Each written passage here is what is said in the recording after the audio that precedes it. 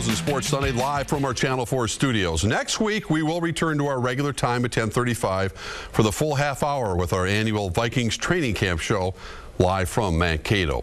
Vikings radio analyst Pete Percy will be with us throughout the season again. And let's face it, the Vikings have a lot of work to do, Pete, to convince anyone they're going to be appreciably better in their own division where they will be picked to finish last again.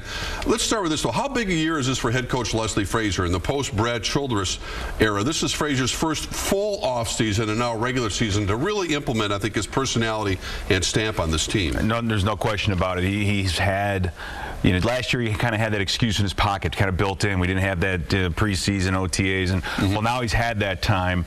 And for him, it's his relationship with Rick Spielman, because Rick Spielman now is the guy in charge, and he needs to make sure that he impresses upon Rick that he is the coach for the future. And in this league, any coach is 1 year away from getting fired. You know, even unless you've won a Super Bowl, then it might buy you a year. Right. But you know, for Leslie, yeah, the pressure's on him. As far as personnel goes in a division with quarterbacks like Aaron Rodgers and Jay Cutler and Matthew Stafford, Christian Ponder has to start to emerge as the guy who can make the right decisions at the most crucial times of the game. We expect so much so soon from our young quarterbacks, but what area do you see being the biggest improvement that you need to see from Christian Ponder? I think for Christian, number one, he has to stay healthy. I mean, last year he played quite a bit. He was nicked up. I think the hip bothered him more than we even knew.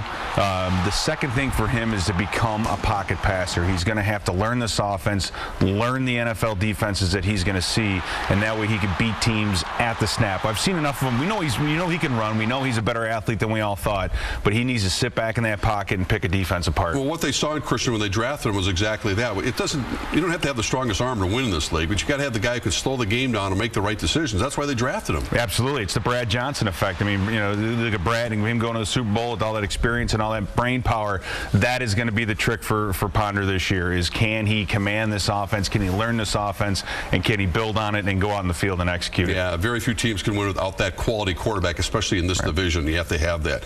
Well, apart from Adrian Peterson's brush with the law that late night in Texas, talk about the recovery of his ACL injury. No one can say when Peterson will return the lineup. He says opening game on September the 9th, and if not, then it shouldn't be much after that. But here's the question: Does Adrian Peterson carry the same importance to this team in the pass-happy NFL as he always has? I think he has, only because he's one of a handful of running backs that defensively you have to scheme to protect, because he can beat you with the explosive run. He could score on almost any time he touches that football. And for Adrian, you'll see him down at camp doing these kind of drills. He won't touch the field. He won't carry the ball until you see him actually get hit in practice. So for the fans going down there, keep an eye on him on the sidelines. If he does get activated, taken off the PUP, gets to put the pads on, you know, we'll get a chance to see him. And then they say this: if he comes back by September 9th, then he might just be superhuman. Well, he's the hammer you want if you have the lead in the fourth quarter. Now you have to play catch-up, because I mean, really he's on the sidelines a lot more because he's not a pass catcher.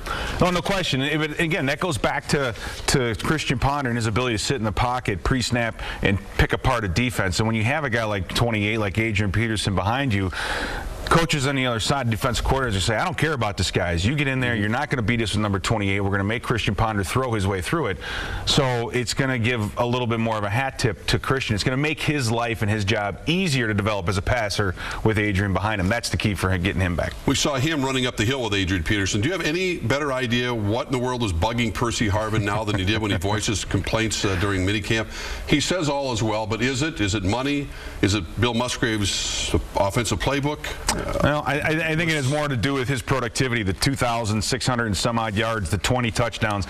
I mean, you got to take the good with the bad, and I think Percy Harvin, if you look at this roster from a wide receiver standpoint, he's the only guy with any type of history of production. So he knows going into this year that he is going to be the guy. And then, you know, let's face it, these wide receivers, they know each other in the league. They hang out in the offseason together. They get ideas from each other. They talk. And so, you know, for Percy, let's just see what he's about, what he's great. If it's just a blip on the radar, we don't know. But do you get the sense that Musgrave does want to really implement a much more aggressive two tight end offense? We know how good Belichick is with his 2 and 3 tight end offense, but with the new guy that brought in, John Carlson, and Kyle Rudolph, another Notre Damer, they're all over the place.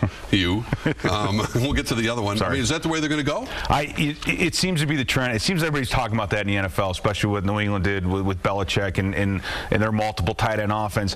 One of those two tight ends, though, has to step up and be a legitimate pass threat, kind of like Shockey was years ago with the Giants, where you could put two tight ends on the field and run a three-wide offense so the defense doesn't know, do we put an extra DB out there to cover Carlson? Do we put an extra DB in there to cover Rudolph? They have to become a threat at some point. If they're not out there catching balls, if they're not out there catching touchdowns, then Harvin, again, becomes your only weapon other than Peterson, and defenses won't react to it. So the onus is on Carlson and Rudolph to make themselves respectable, make themselves targets. We all know they've been hanging out together in the offseason. The three of them with Sullivan, they've been chumming around all over Minnetonka, drinking beer on boats. I mean, that's good. Yeah, so hopefully that's going to translate into this season. That'll change in Mankato. Part of the beer drinking. Well, anyway. So the comment Sports Sunday, we're going to switch to the other side of the ball. Pete and I will talk about the young secondary, including this guy from Notre Dame. Is everybody from Notre Dame on this football team? Harrison Smith. Stay with us.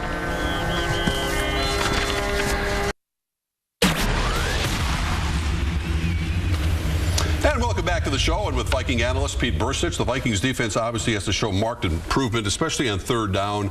It starts with an improved secondary. You got some new names. Second-round pick Harrison Smith of Notre Dame's the new kid on the block. So do you expect him to start immediately? Yeah, you look at the names that they have and what we went through last year. I think Harrison Smith has a tremendous opportunity here to step up and be productive. That's one thing we have not seen out of that position in the last couple of years, is a lot of productivity. And by productivity, I mean game-changing type plays, big hits, interceptions, those kind of things, forcing turnovers. And Alan Williams, the new defensive coordinator, he's coached some good ones now. Bob Sanders, Bethea, some other guys in the past. So hopefully Harrison Smith can learn and take his game to that next level. Let's move to the secondary. Chris Cook has returned from his legal issues. He should be the most athletic, maybe their best cornerback. He knows he's been given another chance, and many people felt he wasn't going to get or didn't deserve to get. Yeah, and we all know that it's because of this draft position and who drafted him. He's lucky that Spielman is now the GM, but Chris has a second lease on life. We just have to see if he's able to take advantage of it. I mean, over the last couple years, he has not played in a lot of games. He's only really played in 12 games in 2 seasons, and the other thing is he has not had an interception. So from a productivity standpoint, it's still all unknown with this kid. He's getting a great opportunity. He better take advantage of it. And if we're counting on guys like this, hopefully some of the other veteran free agents that we brought in can give him a little pressure, keep the pressure on him, and try to get the best he can out of him. And there's Antoine Winfield, who is back again as well. Back to the defensive line, obviously anchored by Jared Allen. And the man in the middle, veteran defensive tackle Kevin Williams.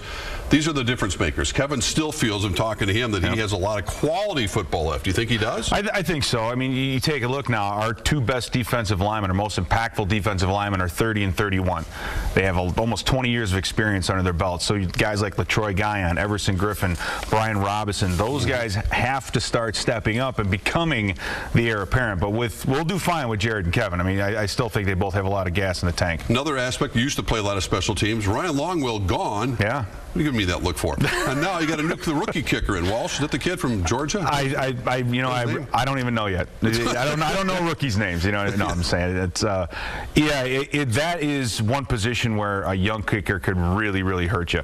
And when it comes, you look at the games and how this season started last year and how many games we lost by a point or two.